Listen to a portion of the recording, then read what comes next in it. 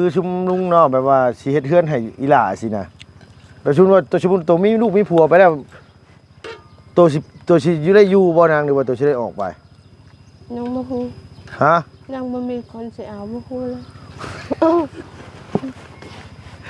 บ่เฮาถามว่านะสมมุติว่าเฮ็ดเฮือนเฮ็ดซ่านเรียบร้อยแล้วนั่นคือเพิ่นเฮ็ดให้โตสินะเพิ่นเฮ็ดให้โตแล้วคันสมมุติว่าตัวมีลูกมีผัวเลยตัวสิเอาผัวตัวมาอยู่เฮือนบ่หรือว่าตัวสิไปอยู่นำผัวโตอยู่ก็ได้ฮะอยู่เฮือนนี่ก็ได้แต่ถ้าคือที่ความจริงน่ะคือแม่ตู้น่ะเราอยากให้ตัวเมื่ออยู่น้ำลาวบ่แม่ตู้ตัวนี้ด้วยได้ใดอยู่ซื่อๆแล้วไม่โต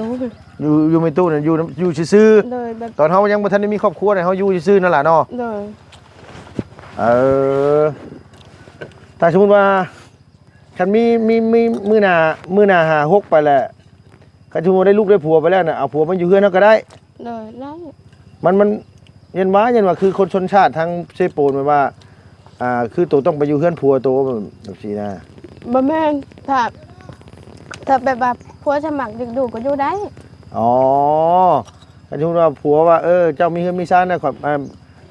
ยันลำบากภายมื้อหน้าไปอยู่เฮือนเจ้าแหละ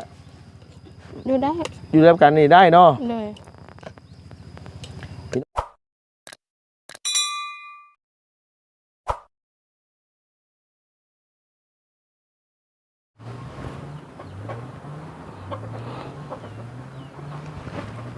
กราบสบายดีและสวัสดีเด้อพ่อแม่พี่น้องเบิดสุขุสุคนนะพี่น้องระวังในและก็ต่างประเทศพี่น้องที่เขามารับมาชมช่องของลุงเฮิมชาแนลคือเก่าคือเดิมพี่น้องเนาะเปิดคลิปทักทายสบายดีพี่น้องเบิดสุขุสุคนสุหม่องสุบอนพี่น้องเอาพี่น้องไปเปิดคลิปมาวันนี้ก็เมื่อกี้นี่โอ้ยแดดพี่น้องวันนี้ผลย่อยยำยางไหม้แล้วพี่น้องตามน้ำกระบอกท่านมานี่โอ้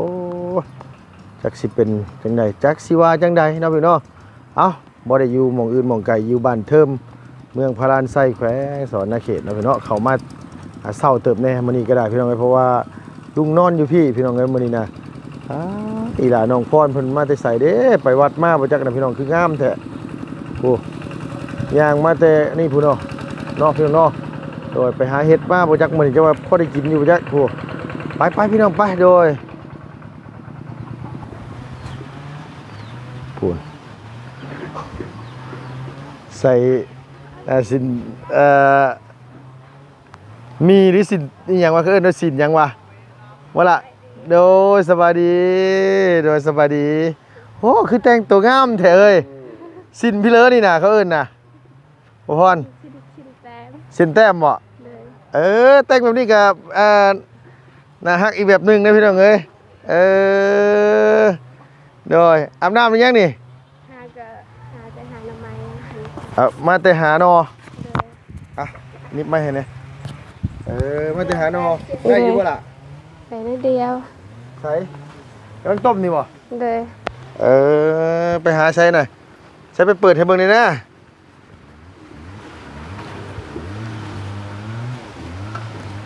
โอ้คุดเอาบ่พรเลยกินแล้วข้าวเช้านะยังไม่ทันได้กินติมาแต่หาหน่อไม้เฮ็ดบ่ออกบ่ล่ะ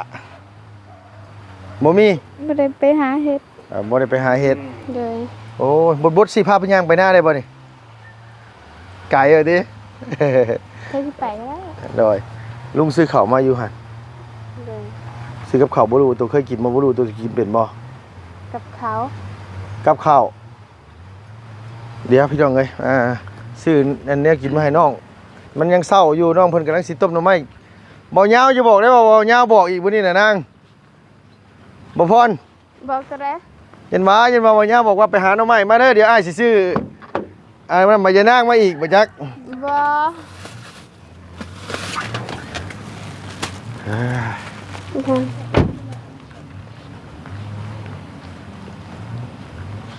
หาแต่กลับมาแต่อันว่า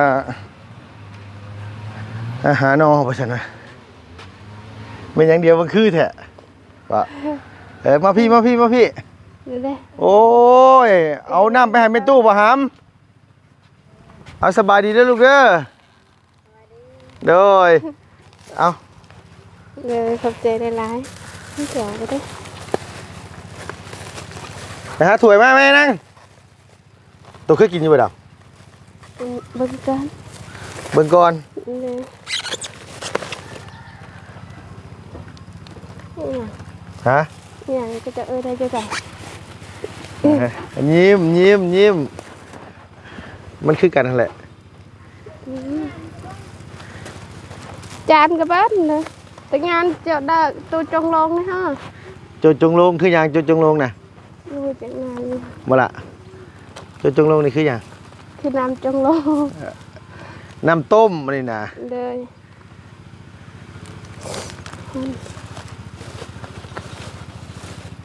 ถามดีบ่เคยกินติเดียวนี่ผัดกะเพรา อ๋อเคยได้ยินอยู่บริเวณว่าอา เคยได้ยินแต่บ่เคยกินแม่นบ่ เลย ไปหากันจะคนมื้อเช้านั่นเนาะไหมน่ะ 2 คน ไปกับไผ ไปกับน้อง เออโดย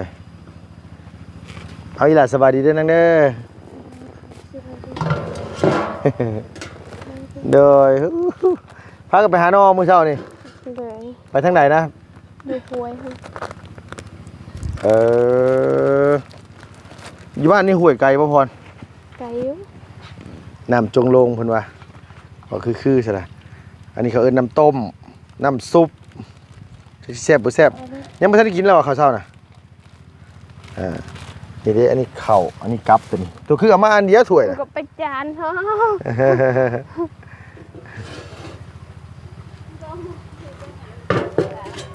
ผมมันว่าอหยังวะหนาอันใบไผ่ติดผมเต็มอยู่หันจะมาได้กินนี่เลยบ่นาง เลย เมื่อกี้เห็นยังจะเกันไปเนี่ยล้างถ้วย ลากถ้วยแล้วก็ลากอันนั้นเนี่ย หมายความว่าตื่นนอนมาได้พากันไปเลยบ่น่ะ เลย ข้าวเช้าก็บ่ได้กินแม่ตัวไปเท่วันนี้น่ะ ไปให้ ไปให้ เลย เราไปแต่เช้าพุ เลย เมื่อวานประธานป้องเพิ่นมาแจ้งหยังล่ะ แจงได้เสา ได้เสา เลย ได้แต่เสาหันบ่ เลยได้เสา3 3ต้น เลย แล้วอยู่บ้านตัวนี้มีบ่ไปว่าเพิ่นเฮ็ดเสาขาย บ่มี ฮะ ยังสิถามอยู่ ยังไม่ทันได้ถามบ่ เลย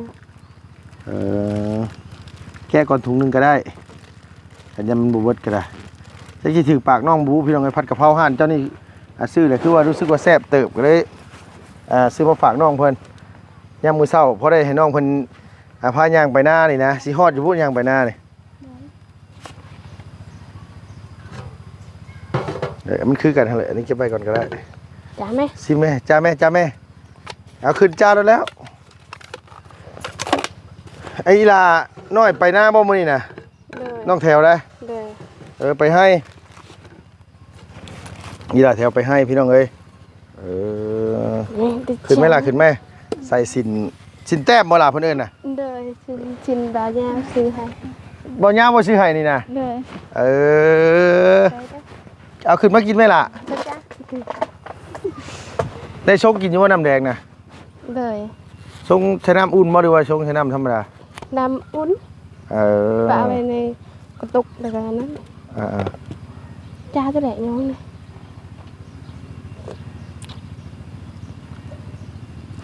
นั่นเด้ตัวกลับมันหั่นน่ะน้องเพิ่นจ่าจังได๋เห็นเอาจานมาใส่อีกติคือบ่ใส่จานน่ะนางคันเข้าเขานั่นก็ได้ใส่จานหั่นอย่ามาจะกินเนี่ยแบ่งเอาคันว่าซั่นก็ได้ อืม ว่านี่ก็ แต่ว่าเอาใบประจานเชี่ยวมา เอาไหมบ่จานเซียว เลย เซียวคือหยัง คือเสียผมโม เอาเซียวคือหมู่ เลย เอาเอื้อยกับน้องก็เอิ้นเซียวกันได้บ่ เลย เออโหเอาติ๊บเขาใหญ่ลงมาเลยว่ะทีนี่ โอ้ เอา ไปมันจะยาว เอาเอิ้นพี่น้องกินข้าวนํมาเด้อพี่น้องได้กินข้าวเด้อ มาเด้อพี่น้องกินข้าวร่วมกันเด้อแอนเดี๋ยวยาวมั้ง จากแอมบ่แอมแล้วก็บ่ฮู้แล้วถึกจักสิถึกปากแต่ว่าเนี่ยได อ่านมือละ แอมแต่เก่าเฮ็ดแบบไรแอมแต่เก่าน่ะบ่ ตัวกินเป็นอยู่บ่นางข้าวเจ้าก็กินได้เนาะ กินได้ เออ พระเจ้าให้เคยกิน ข้าวเจ้านี่เคยกินอยู่ เลยให้เคยกินกัน เคยกินอยู่เวียงบ่ ดูบ้านลูกแต่เก่าเบ็ดบ่มีข้าวเดียวนะซื้อข้าวเจ้าเบ็ดทางของการเพิ่นเบิกให้นักเรียนหั่นเด้ อ๋อ วันนี้ละครูเพิ่นนำเมื่อเฮือนแล้วก็เพิ่นขาย อ๋อ สอน200,000ที่เป็นเดือนให้กินข้าวเจ้าก็ได้ ยับจากกันได้เซี่ยวยับจากกันได้เซี่ยวอ่ะ เอาจานบ่เซี่ยว เอ้ยก็ต้องเอิ้นเซี่ยวกันก็ได้มีผู้ใหญ่คนหนึงพี่น้องเอ้ยเพิ่นอยู่อเมริกาเพิ่นโทรมาว่าน้องพรเจ็บท้องนี่บ่แม่นปิงบ่ว่าซั่นว่าแม่นบ่พรปิงบ่พรบ่ พูดเช้าเจ็บเลย เซาเลย โดยกินยาเลยเช้าเลย ซิมอยู่นางมันสิจ้าอยู่บ่จ้าอยู่บ่ ใช่ แซ่บกินนี่คือจ้าบ่ล่ะคันแซ่บนี่แอมบ่ โดย โอ้พี่น้องเอ้ยเห็นบ่หั่นสมองบ่ทำงานเลยแต่ว่าสิถามน้องเพิ่นว่าแอมบ่ว่าสิถามว่าจ้าบ่ว่าซั่นว่าบ่จ้าสิไปใช้แล้วว่าเขาบ่รีบ่ยาวเมื่อคืนนี่เมื่อจักโมงนาง ต้องมองประมาณ7 โมงถึง8 โมง 7-8 โมง เลย กินในลายได้น้องเอ้ยเลี้ยงลูกน้อยอยู่ตัวน่ะไอ้พ่อนี่กินข้าวหลายดิอันว่ากินหยังก็เป็นแต่แซ่บนะพ่อนะตัวน้อง เลย มักกินแม่นบ่น้องกินแบบนี้จะได้มาบ่ล่ะ ตะเกาหนูไม่ได้กินร้าย ฮะ ตะเกาไม่ได้กินร้าย เอาแต่เก่าบ่ได้กินหลาย เลย เป็นได้แต่เก่าคือว่าบ่ได้กินหลาย บ่ มันบ่มีกินในวันใด เลยแบบถ้าแบบมีแนวกินก็กินร้ายอยู่ ๆถ้ามีได้กินก็กินหลายอยู่ เลย เพราะว่าเพิ่นผู้ใหญ่เพิ่นอันว่าโทรมาหาลุงมื้อเช้านี่พี่น้องเอ้ยเพิ่นบอกว่าโอ้บ่แม่นน้องพรกินน้ำสร้างและอันว่าไข่ปิงลงไปบ่จักว่าซั่นว่าไข่ปิงมันสิบ่เอ้ยในท้องคนเนาะ บ่ บ่แม่นนะว่านะพรตัวบ่อยากไปหาหมอนี่สาเหตุคือหยังนาง ยันเข็ม ย่านเข็ม เลย เพิ่นบ่ซักนะไปเอ็กโกเบิ่งซื่อไปเอ็กซเรย์เบิ่งซื่อนี่ย่านบ่ ร้านไปแล้วเป็นอาการน้ำตาลถึงจูดเลย โอ้ยเพิ่นบ่ซักหรอกเพิ่นสิซักอีหยังเฮาเพิ่นไปเอ็กโกเบิ่งซื่อว่าเป็นหยังท้องใส่เป็นหยังไปสิทันได้ท่านซักเห็นว่ายาก็ได้เขาบ่ได้เป็นหยังเขาสิซักยาให้ แต่ว่ากินยาทางบาต้นซื้อให้ไม่ได้เจ็บนะ บ่ตุนซื้อมาให้แล้วกินได้บ่เจ็บแล้ว เลย ไข้ในแล้วเนาะ โอ้ บ้านตัวนี้ก็มีใบยานางอยู่บ่น้องกันแกงก็ไม่นี่ นี่ไปหาแบบ อยู่ไส ดีป่า บ้านนี่ เลย อยู่ในป่านี่ก็มีเนาะใบยานางเนาะ นี่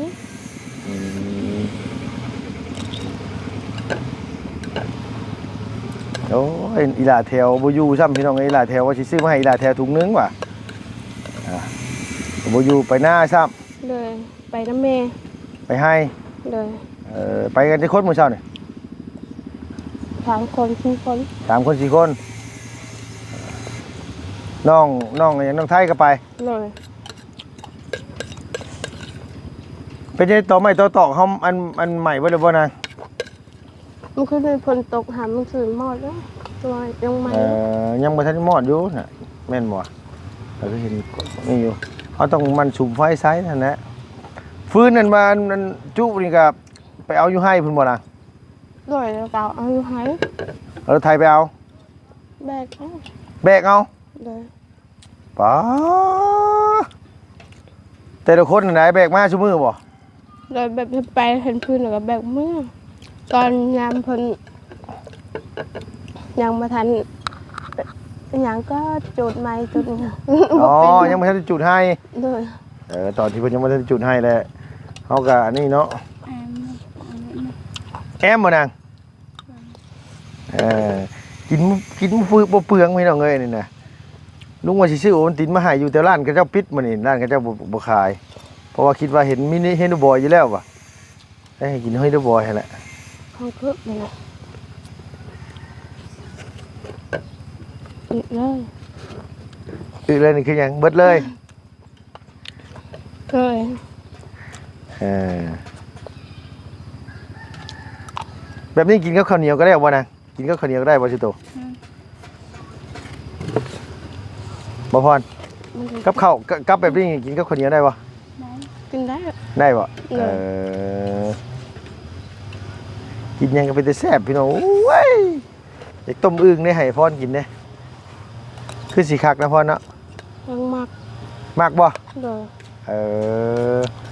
สิมากินต้มอึ่งคือมีหยังในพรตัวบ่กินล่ะแบบว่าตัวบ่กินเลยนี่ บะหมี่ บ่มีหยังเลย เลย กินได้ทุกอย่างเลยก็ดีแล้วบ่เลือกของกินอย่าบอกนะกินอึ่งก็กินแต่ไข่มันโตนบ่กินกับโมเมนแนวอีกแล้ว กินหมด กินเบิดเนาะ เลย ขาแข็งหัวหางข้างล่างกินไปเลย หมด หมายความว่าสองพี่น้องเพิ่นนี่พากันไปหาแต่เช้าเพิ่นบ่มื้อเช้าหน่อไม้น่ะ เลย บ้านโตก็มีอยู่บ่นางอึ่งอยู่บ้านนี่แหละยามมันห้องบ่มีบ่ แบบไม่รู้แต่ว่าบ่พอหลาย มีบ่หลายมีน้อย แบบตอนฝนตกแห้งกันลูกไปการบ่มีจักโตเลย ๆบ่ มีแต่เข็ด มีแต่ น้อย มีแต่เขียดน้อยเขียดหน้า เลย เออ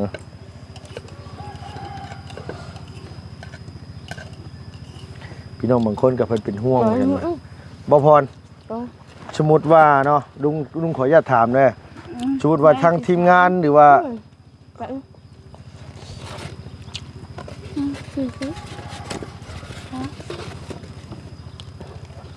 เอาให้เพิ่นแบ่งเข้ากันก่อนพี่น้องให้เพิ่นลงโตก่อน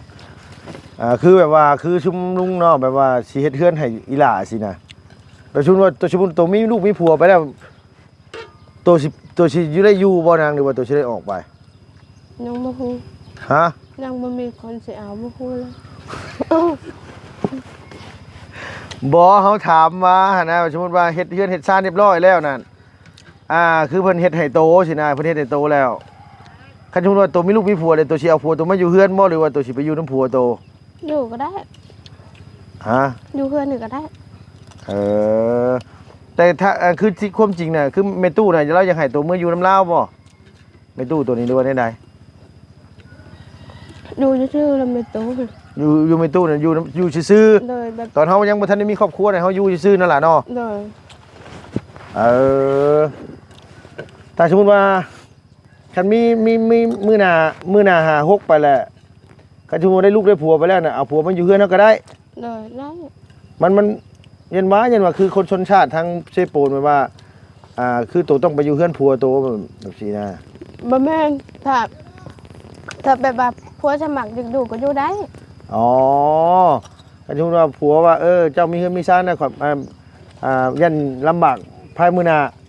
ไปอยู่เฮือนเจ้าแหละ อยู่ได้ อยู่ร่วมกันนี่ได้เนาะ เลย พี่น้องบางคนเพิ่นก็คอมเมนต์มาหลายพี่น้องสมมุติว่าเฮ็ดเฮือนให้ทั้งน้องพรแหละสมมุติว่าเจตนาของผู้ใหญ่เพิ่นอยากเฮ็ดให้น้องสินะแต่สมมุติว่ามื้อหน้าหา6ไปน้องมีผัวมีหยังแล้วแม่เพิ่นสิบ่ไล่หนีบ่จังซี่นะพร บ่แม่ บ่ไล่ดอกเนาะ เลย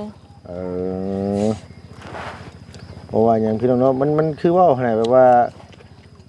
คือเมืองพารานนี่มันบ่คือแถวเซโปนบ่คืออันนี้นะพี่น้องมันวัฒนธรรมมันก็อาจสิคล้ายเครื่องกันอยู่แต่ว่าคันเฮาบ่อยากเมื่อก็บ่เมื่อนะพ่อเนาะ เลย คันสมมุติว่าเมื่ออยู่เฮือนผัวมันลำบากเขาก็บ่เมื่อเนาะ เลย แต่มียิ่งบ้านตัวนี่คันแต่งงานนี่ไปอยู่เฮือนผัวบ่นางหรือว่าอยู่ ตามใจ ตามใจ เลย คันสมมุติว่าเฮาบ่อยากเมื่อเฮือนปู่เฮือนย่าก็บ่เมื่อ โดยสมมติว่าถ้าเพื่อนเขามีหายมีนาแล้วก็ไม่อยากเมื่อแล้วก็อยู่ ถ้าเขาบ่มีน้ำมีหายแล้วคิดว่ามันมีอีหยังให้เพิ่นกินเขาก็มือเพิ่น อ๋อคันเพิ่นมีกูเฮาอย่างสิเนาะ เลย คันพาเพิ่นอยู่ยันบ่าบ่มีเพิ่นเอาแนวเฮ็ดแนวสร้าง เลย แล้วกับเมื่ออยู่นำเพิ่นเนาะโอ้ ผู้ใหญ่เพิ่นก็เป็นอันนี้ดอกพี่น้องเอ้ยเพิ่นให้ถามมาเอาไม้แป้นนั่นเฮือนหลังนั้นน่ะเพิ่นซื้อมาคือกันบ่นาง เพิ่นให้คนบ้านทุ่มน้อยเฮ็ด เพิ่นให้คนบ้านอื่นเฮ็ดให้เพิ่น เลย เอออีหลาก็เสากระบอกให้เพิ่นในบ้านนี่แหละหามาให้เพิ่นขายต้นหนึงเท่าไหร่ ยังบ่ฮู้ อืมเพราะว่าทั้งทีมงานทั้งเขาประธานป้องพี่น้องเอ้ยทั้งเขาบริษัทบุญเราก็มาแจ้งข่าวดีต่อเนื่องอันเฮือนน้องเพิ่นก็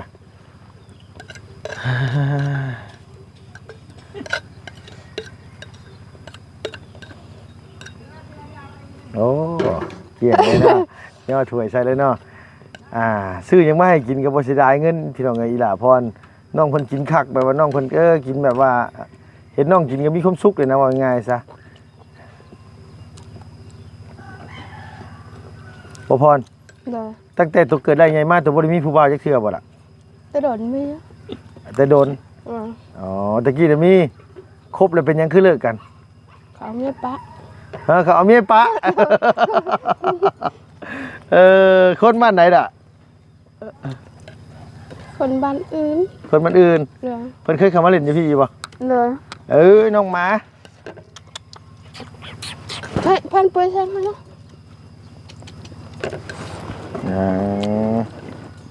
ว่าง่ายก็คือแต่เฮิงแล้วบ่ล่ะ โดยรายได้ซื้อหาปี 4-5 ปีแล้วโอ้ตอนนั้นตัวอายุเท่าไหร่ ประมาณ6 ปี5 ปี 16-17นี่เนาะ เลย เขาเอาเมียปะไปฉันพี่น้องเลยตอบง่ายๆ บ่เอาเขาบ่เขาคือเอาเมียปะ แบบเขามีผู้สาวเนาะ เขามีผู้สาวอยู่แล้ว เลย เอาแล้วหมาหน่อยตัวดีแม่สิขึ้นมาให้ยังอันนี้เอาพี่น้องเลยเนื้อคู่ท่านได้มาฮอดพรว่ามันมีนะ FC บางคนเพิ่นส่งอันขอความมาหาลุงว่าน้องพรไม่ไปโรงพยาบาลนี่กลัวเขาตรวจเอ็กซเรย์รู้ว่าน้องท้องหรือเปล่าฉันว่า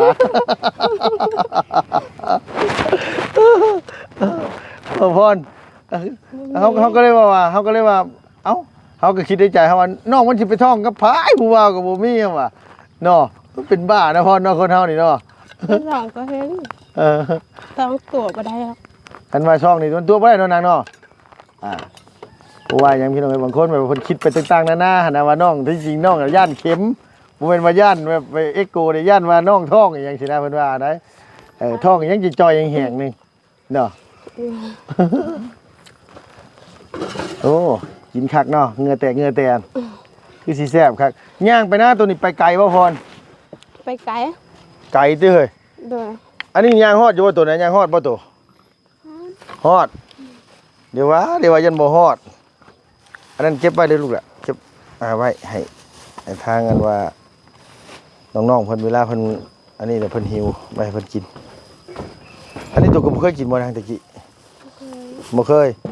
กินแล้วเป็นไรแอมอยู่บ่แอม กระไปได้ไป ผมว่าจะคุยกันพี่น้องกันหมอน้ำใหม่เขาจะว่าอันนี้ได้ประจักษ์ขนาด น้องกระไปได้ไป เอาไพ่จะพรอยู่เทิงเฮือนพรนะ น้อง น้อง เลย มียิงผู้ชาย ผู้ชาย ใช่มาเปิดมึงยุ่งหมอน้ำใหม่นะมันจืดแล้วประจักษ์ตัวกระปุกต้มกินเนาะนางเนาะอันว่าเนาะน้ำต้มเนาะ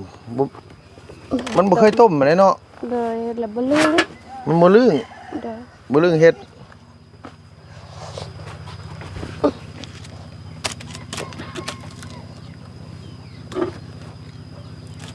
อันนี้หมออยู่ในเฮือนนี่บ่ เลย เมื่อวานเพิ่นอันว่าพากันขุดต่อไม้พี่น้องเอ้ยต่อไม้เพิ่นไฟสิมอดแล้วบ่จักหัน ปะได้ไปเจอพี่ยาได้ จักเว้าอีหยังเว้ย ไปหายานาง เอาไปหายานาง เลย ไปหามาเก่งหน่อไม้ เลย ตำมาโพดมันตัวคือยี่เอาล่ะตำเอาบ่หรือว่ายี่เอา ต ตำใส่กระเบือนี่เนาะ ำเลย ใส่กระเบือใส่อันว่ามักเพชร เลย อันว่าอันปึ้มนั่นมันเป็นหยังสมุนูคั่วบ่ล่ะหรือว่าหยังนั่นน่ะ เบิ่งก็ เบิ่งดูหามันสำคัญคือกันมันสำคัญคือบ่เก็บไว้จักเทื่อ บ่แม่นเปิ้นมาแถว อ๋อ ขาดเลยบัดนี้ คือมีนั่งแถว เลย เพิ่น เปิ้นแต่เลยอยู่ห้องป .1 ป .2 นี่ เอาเพิ่นแต้มตั้งแต่ตะกี้พุ่นเลย มื้อนี้บ่อยู่ซ้ำพี่น้องเอ้ยว่าสิมาอันว่าซื้อแนวกินมาให้น้องเพิ่นไปให้ว่าซั่นว่าจักมุ้งอีหล่าแถวเพิ่นมาพร ประมาณ4 โมง 4 โมง 3 โมงมัน หาเจียงกันเจียง ตัวอหย่างมาเฮ้ยอย่าบอก ตัวสร้าง ตัวสร้างพี่น้องตัวสร้างน้องแถวพี่น้องเบิ่งพรจังว่าตัวกระแต้มมันมีจักพรตัวสร้างตัวกระบ่เบา กันแต่ยังน้อย ใส่เบิ่งหะหันหน้ามานี่ดูโอ้บ่แม่นสร้างแล้วอันนี้มันโตแล้วอันนี้นะ อันนี้เป็นสร้างแล้วอันนี้มันโตแล้วพรเอาพี่น้องเอ้ยน้องเพิ่นสิไปหาหน่อไม้เอาบ่แม่นไปหายานางเนาะ เลย เอาโอเคสลาสบายดีพี่ป้าลุงแน่ลูกเนาะสบายดีเด้อมาช่วงเช้าๆพี่น้องเอ้ยน้ำในบ่ทันได้อาบซ้ำตื่นเช้ามาเลยก็ล้างหน้าไป ไม่ได้ล้างเลย บ่ได้ล้างเลย เลย แขวกับบ่ทันได้สีเลยเดี๋ยวนี้น่ะเอาเข้าแปรงเลยแม่นบ่เออง่ายขนาดเลย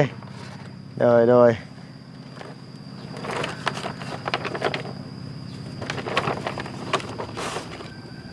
บ้านเทิมใหญ่นี่มันมีฮอดจักหลังคาเฮือนล่ะพ่อฮู้บ่ ยังบ่ฮู้ด่างนะนี่ไปดอก มาเอาไม้พลุกมาก่อนมาห่อนเลยตอนแรกว่าสิชวนน้องไปหาเฮ็ดบ่ออกมันบ่ล่ะบ่มีเฮ็ดละ เมื่อวานนี้มี3 งวด 4 งวดคุณไปบอลเก่าหาบ่ได้ มันบ่เห็น เลย มันบ่มีพี่น้องเอ้ยน้องว่าไปก็เมื่อยซื่อมื้อนี้ตื่นนอนมาไปหาหน่อไม้มาแกงมาซั่นว่าได้อยู่น้อยหนึงหั่นมีแต่ว่าท่ากินแกงหน่อไม้น้ำไอ้พรก่อนแกงแซ่บอยู่บ่เฮ้ยบ่ฮู้มีปลาแดกมีอยู่บ่ปลาแดกน่ะเอาแกงแซ่บๆเด้อหรือลุงซิมน้ำเด้อใส่ผักเน่าบ่หรือว่าใส่ผักขะแยงผักขะแยงมีอยู่บ่ผักขะแยงห่าวบ่ผักขะแยงน้อยพูดน้องกันว่าอีหล่าพรเพิ่นเอาหลานใส่รถแล้วก็ยู่เล่นโอ้พี่น้องเอ้ยซอยกันดูแลลูกหลานน้องนุ่งเนาะเอาสำหรับคลิปนี้ลุงก็ต้องกราบขอบคุณนะเพื่อนเด้อขอให้อยู่ดีมีแห้งอย่าเจ็บอย่าจนลำไม่รวยเพื่อนเอ้ยสุขภาพพนามัยแข็งแรงเนาะมิแต่ว่าลุงสิขอโตออกไปข้างนอกแล้วสิไปหาเคล็ดไม้ต่อก่อนพี่น้องเอ้ยเพราะว่ามื้อนี้ได้มาแต่เช้าแน่อ้วนๆหาทางเมืองพลานไซเฮานี่แหละเพื่อว่ามันพ่อเคล็ดไม้นะพี่น้องเอาสำหรับคลิปนี้ขอบคุณหลายๆอยู่ดีมีแห้งพี่น้องอย่าเจ็บอย่าจนลำไม่รวยสุขภาพพนามัยแข็งแรงความเจ็บจะได้ความไข่จะมีเด้อปรารถนาส่วนใหญ่ก็โซให้สมความมุ่งมั่นปรารถนาทุกๆประการเนาะไปแล้วพี่น้องบ๊ายบายสวัสดีเด้อ